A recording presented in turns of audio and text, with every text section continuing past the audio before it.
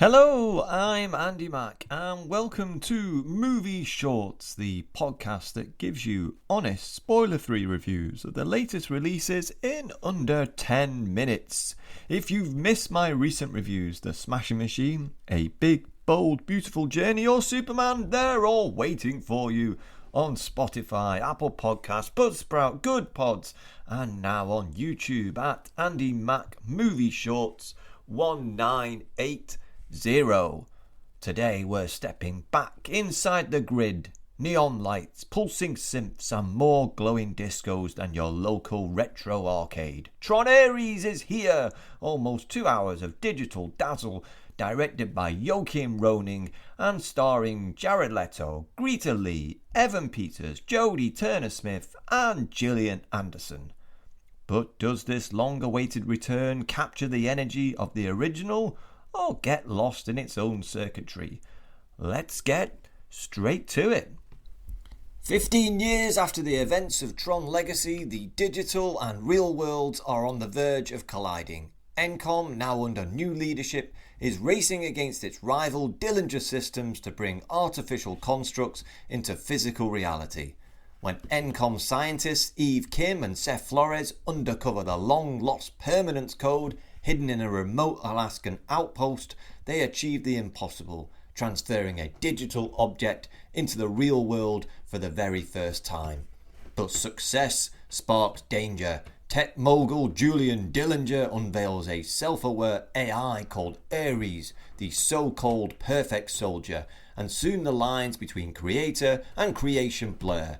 What begins as a breakthrough turns into a battle for control of both the grid and the real world, complete with light cycle chases, betrayals, and a few questions about what it really means to be alive.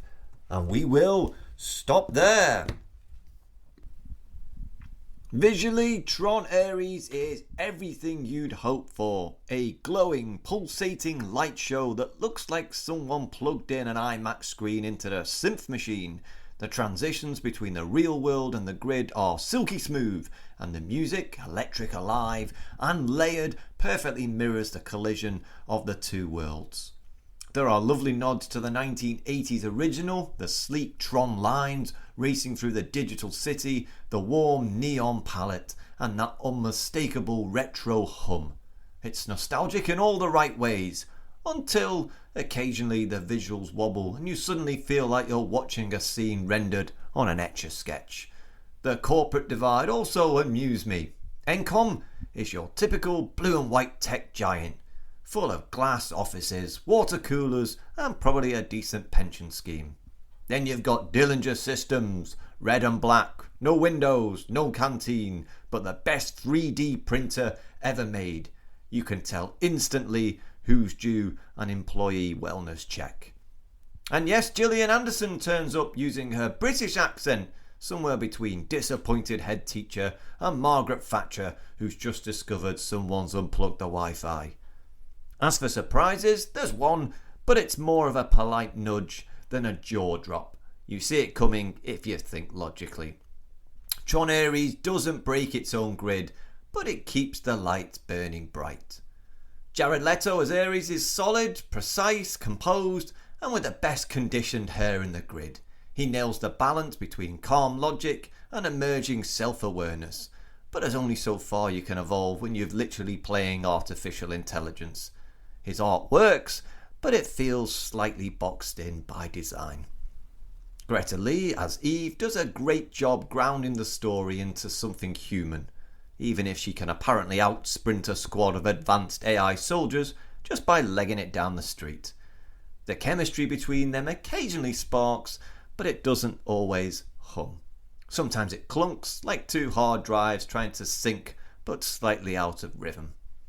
And then there's the grand finale, the inevitable big fight in the city centre, with absolutely no one around. No cars, no civilians, no police, not even a confused dog walker. It's not the first film to do this, and sure, I understand the budget and continuity reasons, but it still feels weird, like someone forgot to load the background extras. Tron Ares feels like a film made by people who generally love this universe, and it shows. It's sleek, confident and visually impressive, with a soundtrack that hums and crackles like a love letter to the original. The trouble is, it rarely takes risks. For all its flashing lights and talk of evolution, it mostly plays things safe. Visually, it's great, but the manacled, crazed, unhinged owner role has been done to death. It's tiring and predictable here, even if it's delivered with commitment. For every moment that dazzles, there's another that feels stuck in a loop, recycling the same power-mad trope instead of pushing forward. Still, it's a solid return to the grid, and one that delivers exactly what fans expect. Tron Ares, stylish, safe, and entertaining. Thank you for listening to Movie Shorts. Be sure to follow and subscribe on Spotify, Apple Podcasts, Good Pods, Buzzsprout, and now on YouTube at Andy Matt Movie Shorts 1980. Until next time, goodbye!